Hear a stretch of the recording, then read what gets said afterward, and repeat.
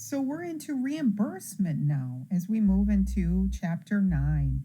Reimbursement is a huge topic. So basically, when we're talking reimbursement, we're talking getting paid from payers. These are usually third party payers. Once in a while, you're getting paid directly from a client if they are paying their costs directly. But in most cases, as we talked about that third party and that payer the payer mix, this is going to come from our insurance. So, we see a client and we take care of their needs, and whether we've received pre-authorization up front. If it's a service that is significant or needs pre-authorization, we're going to receive that pre-authorization from their insurance up front, or it may be after the fact, but we're going to submit that in as a claim. We're going to submit in for payment a claim and ask for reimbursement from the payer. Just a quick quote to start with. Hospital charges are inaccurate measurements of costs of healthcare to patients, since the vast majority of patients and insurance no longer pay them in full. So that was back in 1991, and that's been the case for many years, is that insurance payers, as I've mentioned before, they determine how much is going to be paid for various services. And so those services are determined by them. So you may bill a certain rate, but what you're going to get reimbursed is going to be based on their schedule in most cases. And so you're not getting the full payment for your services that you provide. Giving a little bit of a historical context, Medicare and Medicaid, that is, they're huge payers, and they are going to be our minimal payers. Basically, they are doing a reasonable cost reimbursement. They look at what are reasonable costs, and that basically they approve, even as it says pre-approved charge schedules. So we have pre-approved charges that are amounts that are going to be reimbursed by Medicaid and Medicare. What that results in, and so this is just giving an idea, as people talk about cost shifting. What does that mean? And so when they talk about cost shifting, what they're talking about is Medicare and Medicaid. If you see, the payment is much lower than our commercial private payers. And so we're going to get reimbursed a cost basis from Medicaid and Medicare. It may not cover 100%. It may not cover everything that needs to be covered. And so that's where they call cost shifting, because your private payers your private pay insurances are going to pay you a higher rate. They're going to have some kind of built-in amount, and that higher rate to cover more of the pieces may be used to overall cover your costs. All right, so getting into some definitions and terms. There's a lot of definitions and terms I'm going to touch on that are important as you start getting into payments. And so in insurance reimbursement, one of the first things you're going to hear if you talk to any kind of medical biller is ICD-10. That's our current version of ICD is 10. And here it says ICD-10 diagnosis. Most people, when they're familiar with ICD-10, it's the diagnosis side. And so what that is it's a set of diagnosis codes. And it's used in determining coverage. So it's used in those overall determination of the disease or the overall condition that is being treated in a client. Why do they have to be treated? The big question. What is it? What services? What is the diagnosis?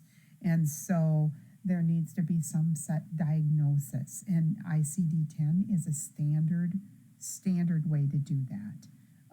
So everybody is talking the same language. Here you'll see a full summary of that. ICD-10, standard diagnostic tool for health management and clinical purposes. It's used by everybody, physicians, nurses, researchers, biller coders, on classifying the diseases. What is the health problem that the client has that they need services for? And this is that same slide. ICD and a diagnostic is the way that you do that. There's also ICD-10 procedure. And so this is used just in U.S. hospital inpatient. And so if we're in an inpatient hospital setting, we may use the ICD-10 procedure codes, or we would use those procedure codes. And so that's where you would see those ICD-10 procedures in that hospital service basis. Another coding terminology you're going to need to be familiar with if you talk to medical billers, they'll talk about HCPCS codes. And HCPCS codes, that's the HCPCS, and that's Healthcare Common Procedure Coding System. So we need to have basic terminology. When we bill insurance, one, we have to be able to communicate what is the diagnosis, and then we have to bill codes. We bill certain codes for those services provided, so they pay us based on what we bill. In that level 1, this is a CPT code, and CPT is current procedural terminology. This is a professional billing, and so where this is used, CPT codes are used, is for medical doctors. If you are billing a medical doctor, you're going to bill them for whether it be inpatient or outpatient services. They performed a procedure on a client. There's going to be an associated procedure code, CPT code, that's associated with that procedure that was performed for them. And that's the procedure that we'll bill under. There's 2 components to a CPT code. One is the professional for the actual physician, and there's also facility. If there's a facility involved, there is a facility code that can be billed as well. Okay, level 2 codes on the HCPCS codes, and so Healthcare Common Procedure Coding System. And so these are, level 2 codes are just straight HCPCS codes, and so these are different than your CPT codes. They're for non-physician services. So if it's something that, whether that be devices, ambulance services, what also falls in their drug treatment, we have professional LADCs, which are licensed alcohol and drug counselors who see clients. These are not physicians. These are licensed alcohol and drug counselors. And so we bill those under a HCPCS code. And so that's where HCPCS codes come into basis. If you are not billing a physician, then you would find your appropriate code for billing those services. Disabilities, case management service, those kind of things. They're provided for by other providers who are not physicians. All right. On to modifiers and bundled codes. When you are using HCPCS codes, you may have modifiers. And modifiers are basically, it's an add-on to the code. And so it's a 2-digit number, 2 letters, alphanumeric characters that are basically added on to the code that say we're providing some additional services.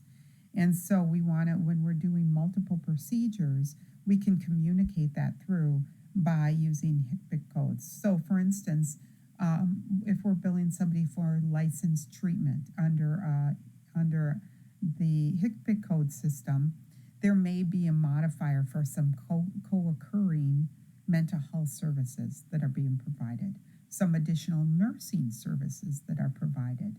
So those various services, we would find modifiers for that.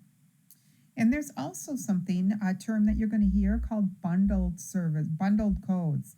And so what does it mean if you have a bundled rate? And what it means if you have a bundled rate is that you are billing for a group of services. And so it's all bundled into one. And so, for instance, residential treatment, when people first come into high intensity residential treatment, the expectation is if they're high intensity treatment is that they're going to receive 30 hours of group therapy and individual therapy combined. And they're going to receive some various nursing services. They're going to receive some various pieces. And so that is all billed in one residential code. It can have modifiers with it, but it's one bundled rate for that code. We don't bill for the individual therapy sessions. We bill for it all under the one code, and that's a bundled service. So hopefully that makes sense. But so whenever you're doing that group.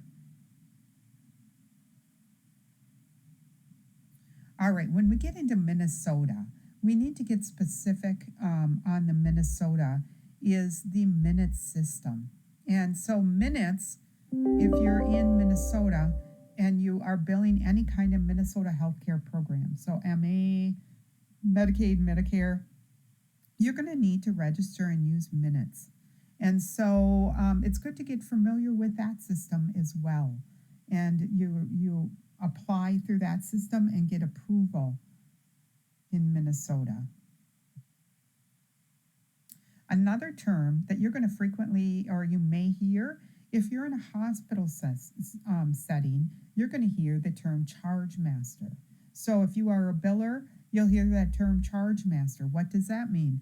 Well, what that means, if you're in a hospital setting, it's basically a list, a comprehensive listing of all the billable items that could be billed to the insurance. And so that full comprehensive list that your biller is going to use in order to code and determine what needs to be submitted to your insurance for payment, that is going to be a Chargemaster list. And, maybe somebody is coming and they don't have any insurance. They might want to see the Chargemaster to see what are all the various services and procedures and what they could cost. That's a Chargemaster list. Okay, so when we're getting payment for healthcare services, there's two overall comprehensive payment categories you need to be aware of. The first one, fee for service. If you're providing a certain service of care, you're a provider, you're giving a certain service, you're going to get reimbursed for that service. And so that's a fee for service rendered to the patient. And then there's also capitation. Capitation is a fixed amount per person per month paid in advance on a lump sum, regardless of what services they are getting. So it's an overall payment for that. Cost-based and charge-based reimbursement. Cost-based reimbursement, we talked about that. Cost-based reimbursement, like Medicare and Medicaid, are reimbursing you for your costs of those services, really is very nominal when it comes to a margin. A charge-based reimbursement, this would be our commercial payers are going to give us more a charge-based reimbursement. It's a flat rate and per discharge and adjusted based on relative severity of the patient's condition and resources used to treat the condition. So that would be a charge-based reimbursement. When you look at the overall, all the methods, you're going to see this in your book. Charges, it could be based on your reimbursement. Your methods of reimbursement could be based on charges. It could be charges minus a discount, charges plus, cost, per diem, per diagnosis, and per head or capitation. So those are the various payments that it may fall into those categories as far as your payers are concerned. And so that is it for reimbursement, getting you familiar with what reimbursement looks like.